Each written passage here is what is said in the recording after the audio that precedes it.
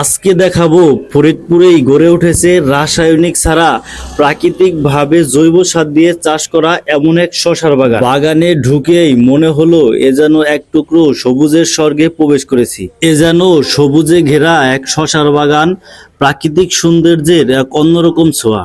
শসার গাছের লতা ফুল আর কচি শসা দেখে মনে এক অন্যরকম শান্তি অনুভব করলাম।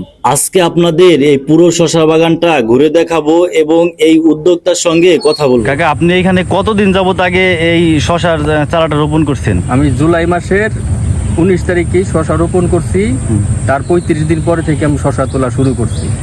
মানে 35 দিনের মধ্যে আপনি আর কি ফলন পাওয়া শুরু করছি। ও যাক, মাশাআল্লাহ। তাই কেমন কি পরিমাণ সারা পাচ্ছেন আর কি? সারা পাচ্ছি, খুব ভালো হয়েছে ইনশাআল্লাহ। কারণ আমি নিজে একজন জৈব সার উদ্যোক্তা, শিখদের ভার্মি কম্পোস্ট, এই জন্য সারটা দিয়ে আমি করছি। আমি একটু সাশ্রয় পাইছি।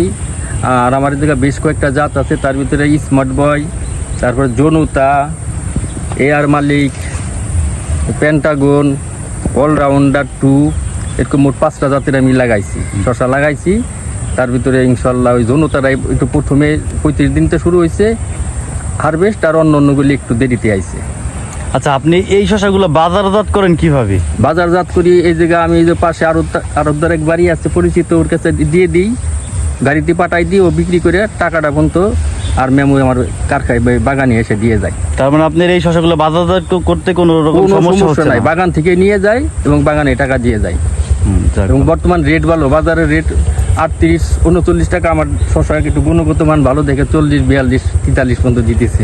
আচ্ছা, আপনার এখান থেকে কেউ যদি এসে এই ফ্রেশ শসাগুলো নিতে চায়, তাহলে আপনার কি এখান থেকে বিক্রি করবেন?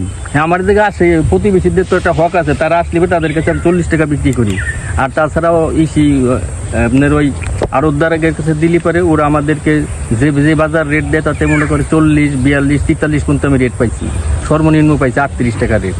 মানে আমার রেট একটু ভালো। আপনার এখানে যদি কেউ আইসা এই শসাগুলো নিতে চায়, তাহলে হয়তো আপনি তার সম্মান করে কেজিতে আর কি 2-4 টাকা কমই রাখেন। কমই রাখি। হ্যাঁ বন্ধুরা, আপনারা যদি কেউ এখানে এসে এই শসা বাগান থেকে এই অর্গানিক শসাগুলা ফ্রেশ আপনারা গাছের থেকে ছিঁড়ে নিয়ে যেতে চান, তাহলে আপনারা এখানে আসতে পারেন।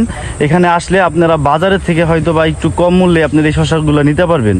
আর আপনার এখানে আসার লোকেশনটা যদি একটু বলতেন। আচ্ছা, এখানের লোকেশন বলতে এই এলাকার নামটা যদি বলতেন। সুবারামপুর বোর্ড অফিসের পাশে বাদশা মন্ডলের বাড়ির সংলগ্ন, একেবারে সহজ লোকেশন। এখানে আসলে আপনাকে পাবে। জি, ইনশাল্লাহ। আচ্ছা, ঠিক আছে, আপনাকে অসংখ্য ধন্যবাদ। আর আমরা আপনার এই নাম্বারটা দিয়ে রাখবো, যদি কেউ এই ভিডিও দেখে আপনার কাছ থেকে শসা নিতে ইচ্ছুক থাকে, মানে শসা নিতে চায়, তাহলে হয়তো আপনার নাম্বারে যোগাযোগ করলে নিতে পারবে, তাই তো? জি জি জি, আমার শসা বেচে নেই, কোনো সমস্যা নাই ইনশাল্লাহ। সবই চলে যায়। আরতে যদি কেউ আসে সৌজন্যমূলক, আমি বিক্রি করবো এবং আসলে বাগানে আসবে, খাবে। মানে দেখতে অনেকেরই দেখার আগ্রহ থাকে, যারা আসে দেখার আগ্রহ তাদেরকে আমি খাওয়াই। আজকে কৃষি অফিসার আইছিল, তাদের কৃষি কলেজের ছাত্রীদের নিয়ে আইছিল, তারাও দেখছে, তারপর আলোচনা করছে, তারা খাইছে। এটা কোনো ব্যাপার না। জি, আপনি অসংখ্য ধন্যবাদ, ভালো থাকবেন। আপনাকে ধন্যবাদ।